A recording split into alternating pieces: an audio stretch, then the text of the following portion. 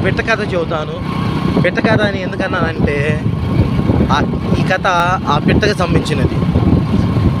ఒకసారి ఒక ప్రాంతానికి త్రిమూర్తులైన శివుడు, బ్రహ్మ, విష్ణువు అందరూ వచ్చారు. వీళ్ళతో పాటు వాళ్ళ వాహనాలైన హంస, నంది, మృత్యుమంతుడు వచ్చారు. వీరితో పాటు ఇంద్రుడు, యముడు, వరుణుడు, అగ్నిదేవుడు వీళ్ళందరూ వచ్చారు.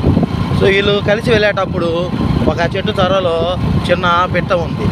ఆ పిట్టను చూసి యముడు నవ్వాడు. సో అది గమనించిన గరుత్మంతుడు ఆ పిట్టకి ఏమన్నా ప్రాణాపాయం ఉందామోనని, ఇక్కడ ఉంటే యముడు ప్రాణాలు తీసేస్తాడేమోనని తను ఆ పిట్టని మీద ఎక్కించుకొని ఎన్నో యోజనాల దూరంలోకి తీసుకెళ్ళి అక్కడ ఉన్న ఒక చెట్టు త్వరలో పెట్టి వస్తాడు. అప్పుడు యముడికి చెబుతారు, సో మీరు ఆ పిట్టని చూసి నవ్వారు, తను చనిపోతుందేమోనని నేను ఒక చోటకి ఇక్కడ ఉన్న ఎన్నో యోజనాల దూరంలో ఒక దీవిలో నాకు చెట్టు త్వరలో పెట్టాను. సో ఇప్పుడు ఆ పిట్టకి ప్రాణాపాయం ఏమీ లేదు కదా అని అడిగాడు. అప్పుడు యముడు చెప్పాడు, నేను చూసి నవ్వింది ఈ పిట్టకి కొన్ని గడియలలో చావు ఉంది. ఈ గడియలలో చావు ఎక్కడ ఉందంటే కొన్ని వేల యోజనాల దూరంలో ఒక దీవిలో ఉన్న చెట్టు త్వరలో ఉంది.